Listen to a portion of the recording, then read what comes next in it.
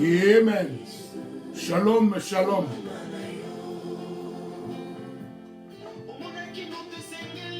Tokana Nzembo. Alléluia. Que le Seigneur vous bénisse. Amen. C'est votre humble serviteur, le pasteur Donenzao. Avec notre chaîne Spoken Word Academy. Tokana Nzembo. Umama na yo. Ceux qui vont s'abonner dans le quai, vont s'abonner. Ceux qui vont faire les vidéos, vont liker, pour aider Bisso, tout est à l'île Bananzambe. Umama na yo. Zamba tchelo romoko. Namutema na Bisso. Bolanda Bananzambe. Amen.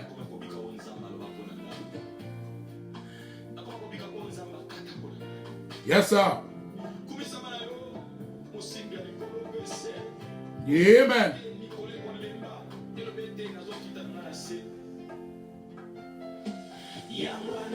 Tombo lima boko likolo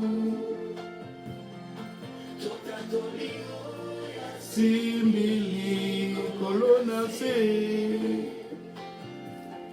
soki ya pembe kondima te na moto na ye oyaza Nzambe kumama nkolo kumama Yesu kumama nkolo osusu azali te bopambolama Alléluia.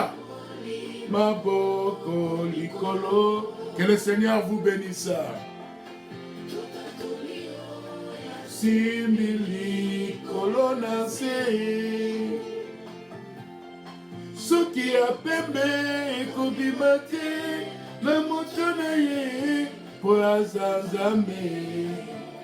Kumama kolo. Kumama yero. Kumama kolo.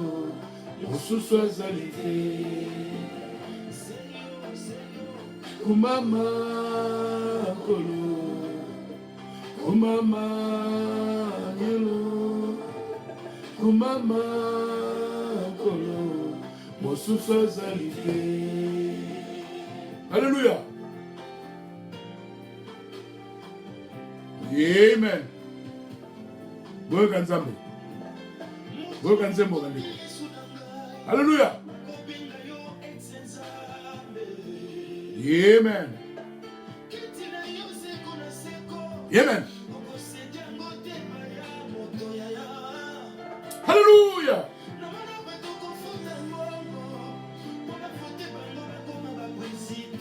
Amen. Alléluia.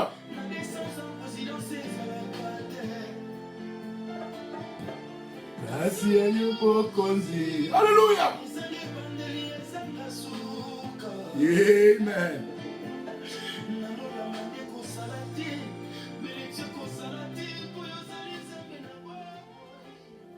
Amen.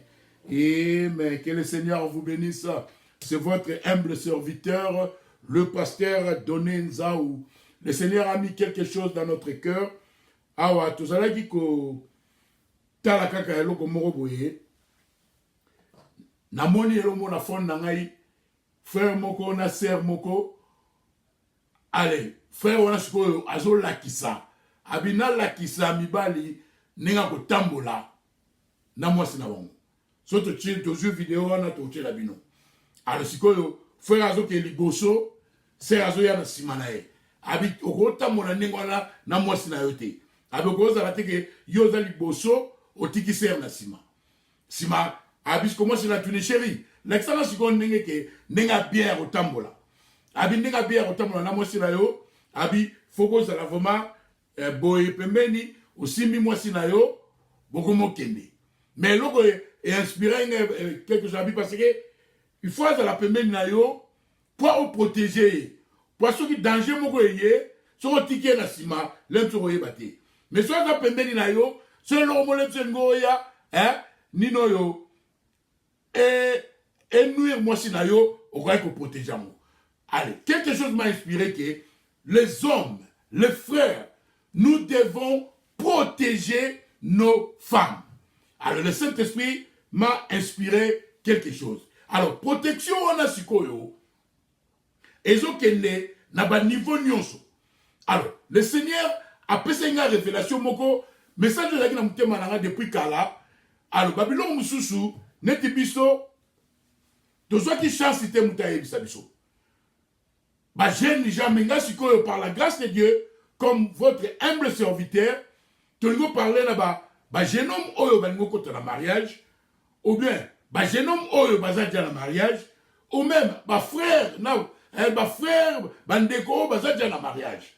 Tu lui tout bon comprendre que à la lumière de la parole, n'était loko wana inspiré que nous les hommes, nous devons protéger nos femmes na niveau nyonso. Et puis na niveau de la ndaku, ata na chambre, il faut qu'on protège basi na lelo to lingo kota na mwani noyo ezala ngo tabute biso ba msuzo to zaki chance batu ba yebisa biso te mais biso lingo tsango available na ba jeune na ba frère bazaja la mariage lemsu boyebite to lingo yebisa bino ke mubali il faut à protéger moi sinae na niveau nyonso. Alors to lingo la sabino na niveau mosiko même na chambre. Moubali, il faut protéger moi cela. Parce que la Bible nous dit, dans 1 Pierre chapitre 3, verset 7, que Ninoyo, she is the weak vessel. Azali oyo, azal makasite. Alors, moutusiko, jeune homme, tangozo bala, faut y avoir des gens qui, faut que la moutuna yo, que protection moi c'est yo. Yom toza protection moi c'est évidemment Nzambe a protéger biso nyonso mais Nzambe a tie mubali wana pour protéger famille na ye. Oza protection ya famille na yo so oyeba yomote. Nzambe a ko aider yo pour protéger bana, pour protéger mwasi na yo. Alors lelo sikoyo totala eloko moko Seigneur a révélé ki biso. Toyoka sikoyo soto kena 1 Corinthiens voilà nangai. Chapitre 7, verset 1. Yoga Paul Azaroloba. Pour ce qui concerne les choses dont vous m'avez écrit, je pense qu'il est bon pour l'homme de ne point toucher des femmes. Verset 2. Toutefois, pour éviter l'impudicité, que chacun ait sa femme et que chaque femme ait son mari. Alléluia. C'est clair. Les jeunes mariés, les jeunes hommes qui aspirent au mariage, boyokanga, atabandeko aussi bobala.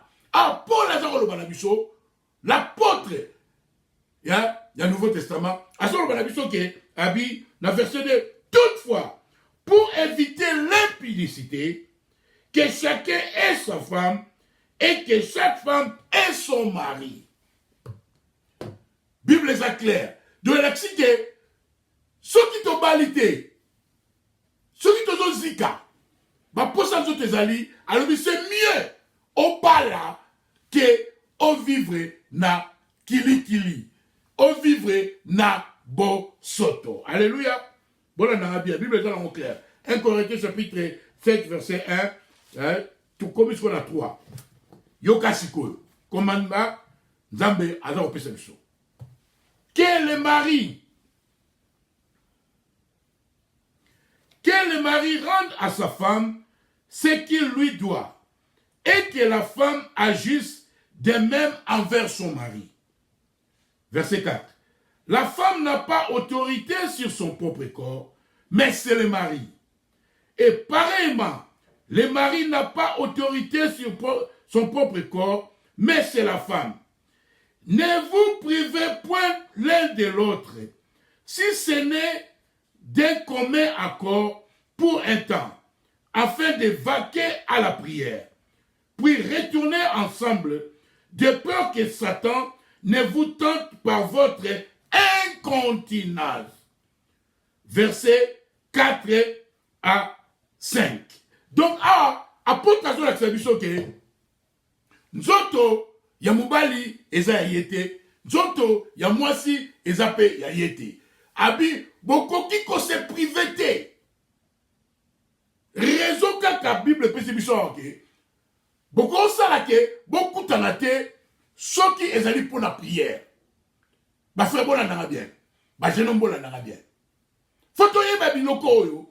Bilo zo qui chance, bah tu vas expliquer bisoté. Mais moi j'ai senti qu'on expliquait pas dans Zambé.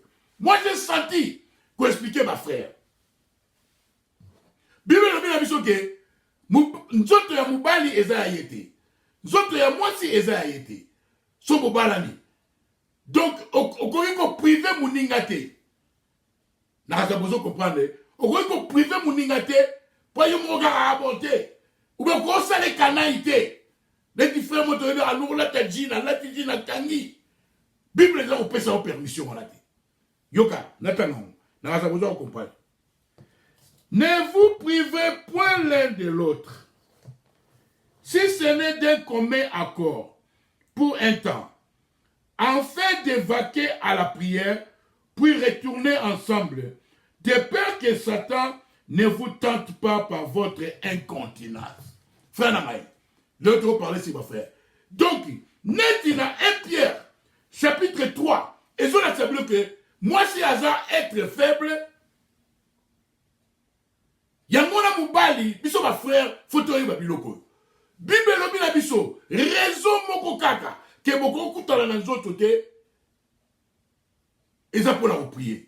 Abia te ko prier, mais bon ça la noki, bon zonga ensemble, pour diable, il y aura Bible na lobi. Ne vous privez point l'un de l'autre, si ce n'est d'un commun accord, pour un temps, afin de vaquer à la prière, puis retourner ensemble, de peur que Satan ne vous tente par votre incontinence. Alléluia. C'est la parole de Dieu. Allez, yo sikoyo, frère, tout parle, frère. Au bout, il faut nase, au Bible lobi ko za frère. Bible lobi ke nzoto na yo eza ya yote. Nzoto na mwasi eza ya yete. Nyoso sera alingi yango ya. So bo balani, faut vous allez ensemble. Bible est claire. Dans 1 Corinthiens, chapitre 7, verset 1 à 5. Quel autre nom? Alors, si vous au salissé un canaille, au silikilissé, aux autres touchés été, Bible le la vision que vous allez pris de poids, vous allez tenter. Alors, si vous êtes si abimi libanda, asele on a mutusu, total à la misu na misu, et ça faut un ami. Nana za la blême. 99% eza faute ya oyo aboya ki kopesa muninga. Évidemment, yo peut faire ce que ça les cobo na libanda, on peut répondre mais yo peut faire ce que boya ki kosimba ser, yo peut on répondre. Mais si quand de nouveau la sabino différence entre Moubali na mwasi, tout le monde a que Dieu a kotuna Moubali parce que Moubali azali responsable. Ya mwasi. Nzambe jamais a retourné mwasi na yo pour ani Moubali na sala gibwe. Mais tant que tu comme liboso ya Nzambe, Nzambe retourne biso ba frère. So mwasi na zo sala boy. Biso de te rendre compte. Donc tu es responsable. Yango wana, il faut protéger nos femmes. So donc ils sont yo mutu. Oboya ki ko simba faire. C'est abimi libanda. Évidemment, c'est à répondre, mais yo, nous avons tout na yo. 99% est yo. Alors, si nous avons causé yango, à tes sœurs abimi, il faut au compte la motema na yo, on comprendre les sœurs, parce qu'il y a des lettres faibles, on comprend que tout le monde a profité Alexis Bisoke, ton côté en osima, que y a des faibles, que nabanyama nyonso. Frère, protégeons nos femmes. Nabanyama nyonso, na ba création nyonso. Neto loba na bino. Tant que vous avez créé un lion, a créé la lion. Donc banyama nyonso tant que a créé éléphant ya mubali a créé pe éléphant mwasi. Tant a créé nino yo léopard ya mubali a créé pe léopard ya mwasi. Bango tout bazalaki na nino yo création originale. Mais tant que comme pas ya l'être humain, tout le monde attend pas comme dans nzoto Adam azalaki yemoko. Donc moi si net na référent, moi si na Genèse azalaki sous-produit ya mubali. Yango wana prophète Yesu to otanga oké na banyama nyonso. Bona na bien. Tolo bani tolo bake frère. Lepsu mutaye bisa yote. Yonde protection. Ya moi si na yo. Frère, la Bible zo bana biso. Okoiko boyela certé. Batu mususu ba potamake ba linyango mingi mais tu expliques bien lokomoko. Alors, tellement moi si azalaki na création originalité, tellement moi si azali de ba femelle union sauté. Parce que tant on a créé lion a créé lion. Bazaki na création originale. Mais tant comme pas Mubali na moi si Mubali azalaki na création originale, moi si azalaki sous-produit ya Mubali. Yango wana azali l'être faible. Yango wana ninoyo mbwa ya mwasi akoki kosala kindumba te. Mbwa ya mwasi akoki kosala ekobo te. Po azalaki na création originale. Mais seulement mwasi. Parce qu'azalaki na création originale te, azali sujet ke akoki kosala ekobo. Yango wana biso mibali, il faut que protéger basi na biso. Totanga prophète alobike abila banyama nyonso. Bona nanga bien balanzambe. L'homme, les hommes, nous devons protéger nos femmes, même la chambre. Ce qui sert à celle de l'Okababé. Tout ça est clair. Ce qui sert, moi, c'est la déconner. Yo, moi, dans l'ensemble, zonga na mutema. Est-ce que c'est toi qui as causé cela? Parce que la Bible l'a dit que a été. Yo, sikoyo, ozo boye la serre, au serre à l'ina rosala mingi, ozo boye la serre à bimi au siliki. Ozo mona teke yom toza responsable, 99%.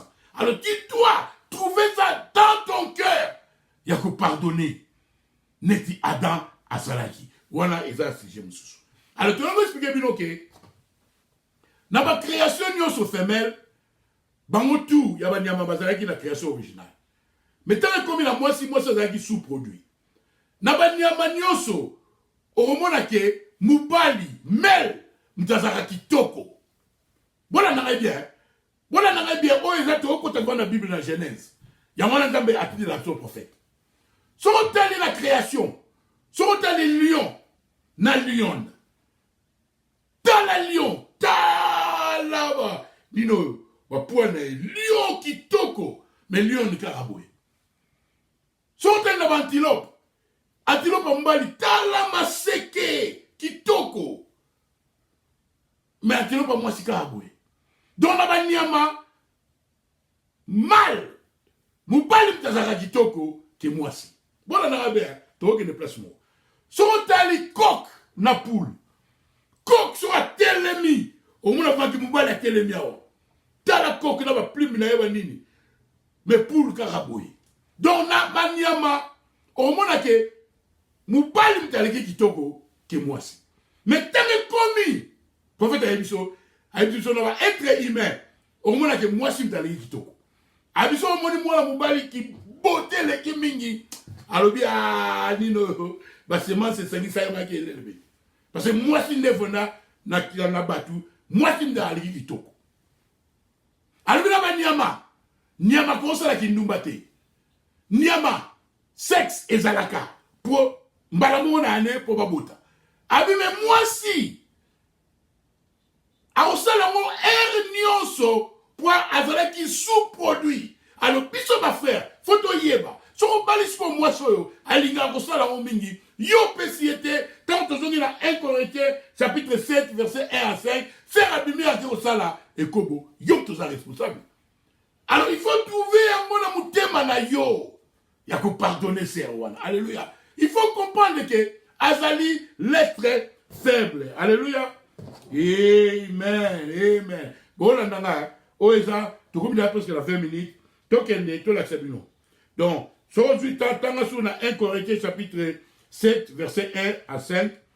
Donc, il y a 1 Pierre chapitre 3, verset 6. Yoka. Comme Sarah, qui obéissait à Abraham, elle appelait son Seigneur. C'est d'elle que vous êtes devenus les filles, en faisant ce qui est bien, sans vous laisser troubler par aucune crainte. Verset 7. Marie, montrez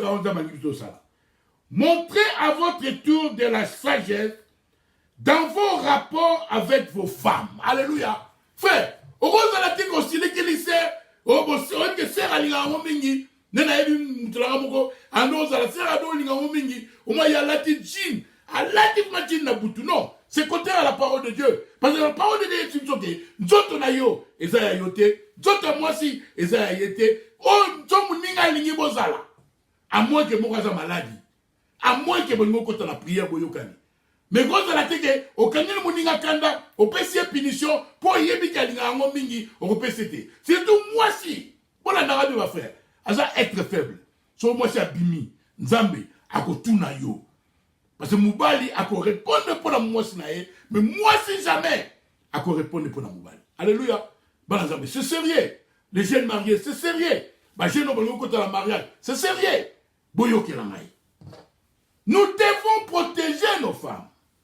Yoka Bible dans 1 Pierre chapitre 3, verset 6 à 7. Marie, montrez à votre tour de la sagesse dans vos rapports avec vos femmes, comme avec un sexe plus faible. Honorez-les comme devant aussi hériter avec vous de la grâce de la vie. Qu'il en soit ainsi, afin que rien ne vienne faire obstacle à vos prières. Moi, la Bible absolue Bali, dans verset 7. Total la basi que n'est pas être faible. Faut qu'on honore Bango. Marie, montrez à votre tour de la sagesse dans vos rapports avec vos femmes, comme avec un sexe plus faible. Yosko bali mosoyo na nature na bango fe bola malobike prophète alobike banyama masala ngomba la moko po mabota mais moi c'est la nyoso alors yosko fe foye bango ne bible lobi na biso na 1 Pierre chapitre 3 il faut honorer ango il faut qu'on a un rapport avec sagesse mais yosko sali sagesse c'était oyebi que sera linga ngo mingi au quartier kwanga allez sera ke bi malamu tususu yosiliki. Qui est responsable? Oh, mes bien-aimés. Si c'était moi, Chokingai, Nasalike, moi c'est la Nasale Kobo. Comme je comprends la parole de Dieu, parce que c'est moi qui est responsable. C'est moi qui faut protéger moi si la maille. Ce qui atteint 1% que na cause qui a fait l'amour, je dois trouver ça dans mon cœur de pardonner cette sœur-là. Alléluia. Parce que yom to fungo li porte. Le Saint-Esprit m'a dit, toye ça va gêner. Boye baka biloko oyo. Alléluia. Na évité so bozola nangai boyoka awa. Na message yoka. Remarquez la raison pour laquelle les animaux ne pouvaient pas le faire. Faire quoi? Inumba. Un animal femelle. C'est parce qu'il faisait partie de la création originale. Mais la femme ne faisait pas partie de cette création originale. Maintenant, nous allons remonter dans le passé pour voir ça. Et après, nous reviendrons jusqu'au temps moderne dans les testaments. Yoka, la femme, elle est la seule qui soit conçue pour se livrer à la suie et à une vie impure. La chaîne ne le peut pas. Moi, si Yamboua a grossé la Kindumbate. Aucune autre femelle ne le peut. Il n'y a que la femme qui le peut.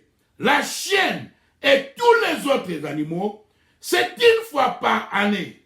Et c'est pour avoir ses bébés. Pas pour le plaisir sexuel.